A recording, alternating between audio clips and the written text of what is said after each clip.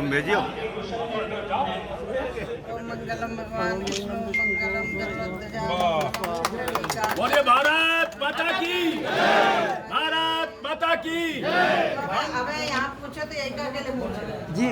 पश्चिम बंगाल का पूछो। मैंने बिहार वालों से बहुत बात की है। देखिए मैं जाति पर, यद्यपि मैं संत हूँ, किसी जाति पर विश्वास नहीं करती और ना मोदी जी करते। मोदी जी ने कहा गरीबों की एक जाति गरीबी, जब तक गरीबों की गरीबी दूर नहीं होगी तो हम देश को विकसित कैसे कर सकते हैं।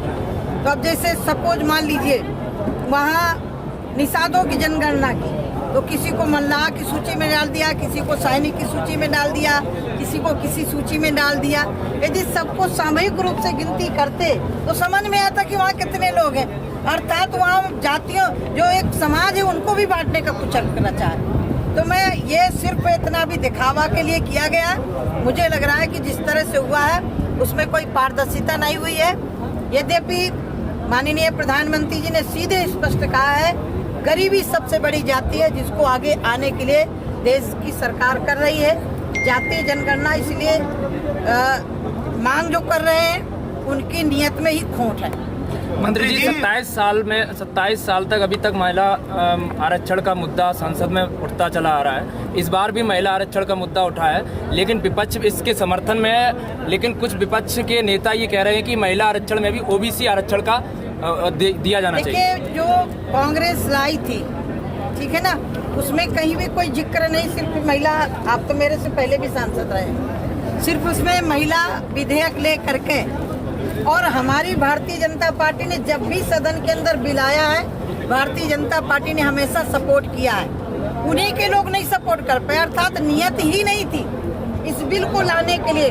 और मुझे उम्मीद है ये महिला बिल जो आया है, मुझे मोदी है तो मुमकिन है, जो भी जिस समाज की महिला है, हमें विश्वास है, क्योंकि मोदी जी वो शख्सियत है कि जहाँ भी उनको कमी दिखाई पड़ती है उसको पूरा करते हैं। आरोप तो ये भी लगाया एक मिनट, महिला बिल के लिए जिस तरह से पार्लियामेंट में पास तो होना ही था, लेकिन अब उनको लगा कि ये तो पास कर लेगी मोदी सरकार, तो वोट ही दे देना मजबूरी में किया, नहीं तो करते नहीं।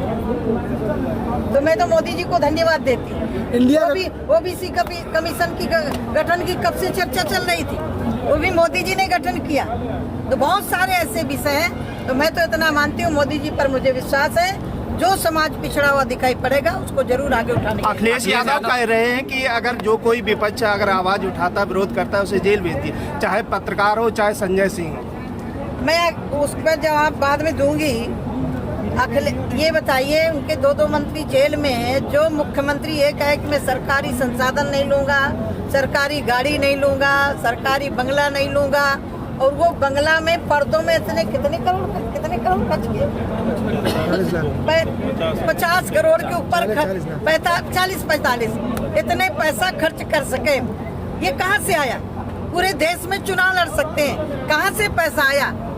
ये घोटाले हुए हैं। और एक बात बता दें, जो ज्यादा चोरी करता है वही ज्यादा अपनी सफाई देता है। मैं इतने अनुरोध करना चाहती हूँ, चाहे वो सपा हो चाहे कोई पार्टी हो, ये रोना बंद करे। ओबीसी हो चाहे महिलाओं का, ओबीसी के नाम से सफाई पूरा राज्य करता रहा है। और यादव समाज भी, अन्य जगहों का वो भी सम्मान जो मिलना चाहिए नहीं मिलता रहा है, उनको परिवार ही दिखाई पड़ रहा है। अखिलेश को तो कहने की आवश्यकता नहीं है। यदि संवैधानिक पदों में लेकर के प्रधान से सरपंच से मुख्यमंत्री तक, सांसद से लेकर के, यही आपकी मैनपुरी है। यदि परिवारवाद नहीं था तो किसी और यादव की पत्नी को लड़ा देते सांसदी में। पत्नी को ही क्यों लड़ाना पड़ा? यदि परिवार से नहीं उठे हैं तो उनके निगाह में कोई और परिवार नहीं है, न कोई जाति है, उनको परिवार अपना दिखाई पड़ता है। और परिवारवादियों से हम ज्यादा उम्मीद भी नहीं करते। अखिलेश यादव कह रहे हैं 14 में आए थे, 24 में चले जाएंगे। यूपी से आए थे और यूपी से बाहर चले जाएंगे। यही नारा 22 में दिया था, यही नारा 19 में दिया था। मायावती और समाजवादी दोनों मिलकर लड़े थे। और अब भी देख लें, क्योंकि इनका गठबंधन ठगबंधनों का हुआ है और मोदी जी का गठबंधन गरीब जनता और आम जनता से। तो जिसका गठबंधन जनता के साथ होता है वही सरकार बनाता है।